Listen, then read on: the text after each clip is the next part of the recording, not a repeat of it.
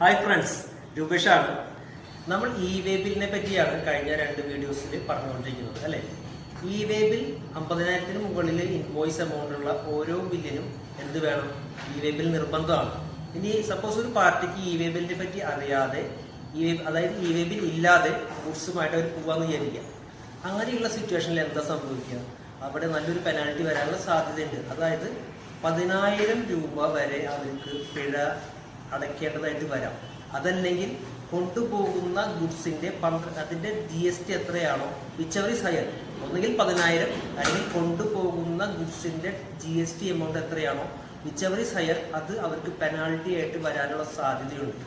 ഇത് മാത്രമല്ല കേട്ടോ, ഇത് മാത്രമല്ല, അതായത് ആ കൊണ്ടുപോകുന്ന വണ്ടി അവർക്ക് വേണമെങ്കിൽ അത് പിടിച്ചു വെക്കാനുള്ള ഒരു അധികാരം കൂടി അവർക്കുണ്ട്. അങ്ങനെ വരുന്ന കേസുകളിൽ എത്രയും പെട്ടെന്ന് ആ ഫൈൻ അടച്ച് ആ വണ്ടി റിലീസ് ചെയ്യാനായിട്ട് നോക്കേണ്ടതാണ്. 100% ആ ടാക്സ് എമൗണ്ട് അടച്ച് അത് എത്രയും പെട്ടെന്ന് റിലീസ് ചെയ്യാനാണ് അത്തരം കണ്ടീഷനിൽ ശ്രദ്ധിക്കേണ്ടത്. ഇനി അതല്ല, ഇനി അടയ്ക്കാൻ തയ്യാറാകുന്നില്ല എന്നുണ്ടെങ്കിൽ എന്ത് സംഭവിക്കും? കൊണ്ടുപോകുന്ന ഗുഡ്സിന്റെ 50% വരെ പെനാൽറ്റി അടയ്ക്കേണ്ടതായിട്ടും വരാം. അപ്പോൾ അങ്ങനെയുള്ള കേസുകൾ വളരെ വിജിലന്റ് ആയിട്ട് നമ്മൾ ശ്രദ്ധിക്കേണ്ട ഒരു കാര്യമാണ്. GST പറ്റി കൂടുതൽ അറിയാനായിട്ട് ഞങ്ങളുടെ YouTube channel campaign tax India subscribe ചെയ്യും. Thank U.